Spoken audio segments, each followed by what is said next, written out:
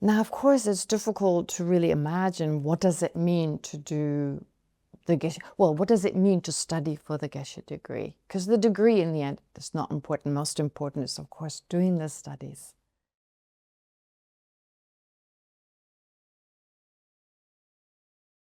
So what does it involve? Because it's a different style of study that we're used to. There are some similarities, of course, but there are also a lot of differences. Now, first of all, about the topic. It's very structured. It's very structured. There are 5 main topics, sometimes described as the 5 classical texts. When you think of the Buddha's teachings, there are of course different ways of dividing the Buddha's teachings. One way of dividing the teachings are into the 3 wheels of Dharma. The first wheel, the second and the third, and in the second wheel, the Buddha taught the Perfection of Wisdom Sutras. So some teachers, some masters would say that our study, the study of the 5 classical texts, is really a study of the Perfection of Wisdom Sutras. Studying them in terms of different angles, different methods. So to explain these 5 topics, so when you take these Perfection of Wisdom Sutras, for instance, like the Heart Sutra, which is one of the Perfection of Wisdom Sutras. So the Heart Sutra, as all the other Perfection of Wisdom Sutras, they have an explicit meaning and an implicit meaning. So something that's taught explicitly, kind of more obviously, and an implicit or kind of hidden meaning. Now, the first topic we study is basically the implicit meaning of the Perfection of Wisdom Sutras. So we use a commentary that helps us to access this implicit meaning. So the commentary is by Maitreya. It's the Ornament for Clear Realizations. So that text points out to us, this is what's implicitly taught.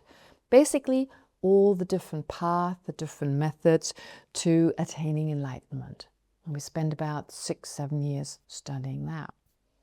And then the next 3 years are spent on studying the explicit meaning of the Perfection of Wisdom Sutras, which is based on, well, the text we use mainly is Lama Tsongkhapa's Illuminating the Intent. And so based on that, we study the explicit meaning, of course, following Chandakirti's Entry into the Middle Way, but the commentary we mainly go through is the Illuminating the Intent, and then of course there are other commentaries that we use. And then during these, well, about 10 years of study of the explicit and the implicit meaning, we also spend a lot of time studying the Pramanavarttika, which teaches us the tools, the logical tools to understanding the Perfection of Wisdom Sutras. So studying Dhammakirti's Pramanavarttika, his text on logic, his commentary on valid cognition, as it's often translated into English.